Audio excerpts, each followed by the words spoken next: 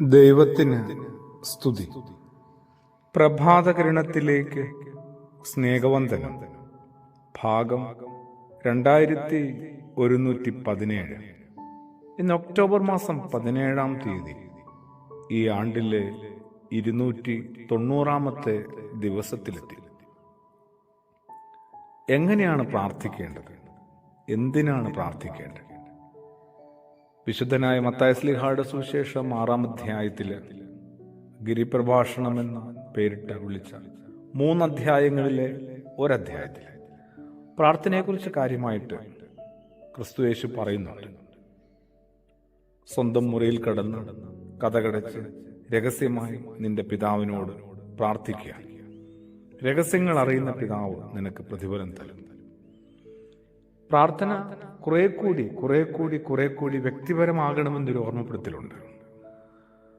സാമൂഹ്യപരമായ ആരാധനയും പ്രാർത്ഥനയും വേണ്ടെന്നല്ല, അതിൽ നിന്നുള്ള ഊർജം സ്വീകരിച്ച് ഉൾക്കൊണ്ട് കുറെ കൂടി സ്വകാര്യതയിലൊരു പ്രാർത്ഥന അനുഭവം ആവശ്യമാണ്. രഹസ്യങ്ങളൊക്കെ അറിയുന്ന ഒരു പിതാവുണ്ട്, അപ്പനുണ്ട്, ദൈവമുണ്ട് എന്നൊരു തോന്നലും ഓരോരുത്തരും ഒന്ന് രൂപപ്പെടുത്തണ്ടേ. എല്ലാ രഹസ്യങ്ങളും അറിയുന്ന, ഓരോ ഹൃദയമിടിപ്പും പിടുത്തം കിട്ടുന്ന ഒരു അപ്പനുണ്ട് എന്നൊരു ഉറപ്പാണ് ഓരോരുത്തരും അവനവന്റെ നിശബ്ദതയിലും സ്വകാര്യതയിലും ശാന്തമായി തിരിച്ചറിയേണ്ടതും ഉൾക്കൊള്ളേണ്ടതുമൊക്കെ.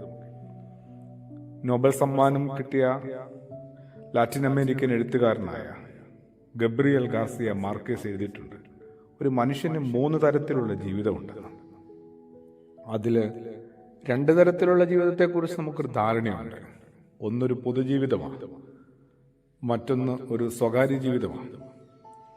ഇത് രണ്ടിനെ കുറിച്ച് നമുക്ക് ധാരണയുള്ളപ്പോൾ മാർക്കേസ് പറയുന്ന 3-ാമത്തെ ജീവിതം ഒരു രഹസ്യ ജീവിതമാണ്. കാര്യങ്ങൾ കുറെ കൂടി ഇരുണ്ടും നിഗൂഢവുമാവുന്നുണ്ട്.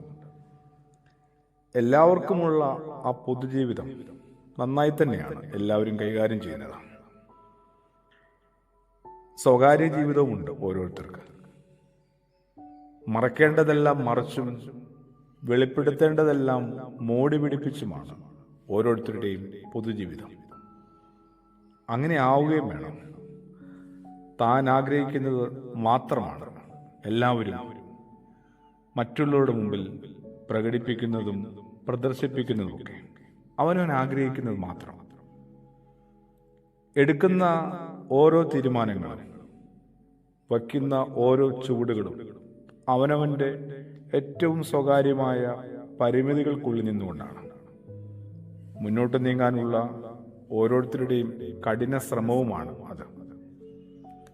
പറഞ്ഞു വരുന്നത്, പ്രാർത്ഥനയിൽ ഒന്ന് ഓർക്കണം, അവനവന്റെ രഹസ്യ ജീവിതവും സ്വകാര്യ ജീവിതവും പരസ്യ ജീവിതവും ഒക്കെ ശരിക്കും വെളിപ്പെടുന്ന ദൈവസന്നിധിയിലാണ്. അതൊന്നും അറിയാതെ പോകുന്ന ദൈവസന്നിധിയിലല്ല. ആ ഒരു തിരിച്ചറിവില് ജീവിതത്തെ കുറെ കൂടി ഒന്ന് ചേർത്ത് പിടിക്കാനായിട്ട്, യേശുവുമായി ഒന്ന് ഒരുമിപ്പിച്ച് കൊണ്ടുപോകാനായിട്ട് നമുക്ക് ശ്രമിക്കാം, പ്രാർത്ഥനയോടുകൂടി. ആമേൻ.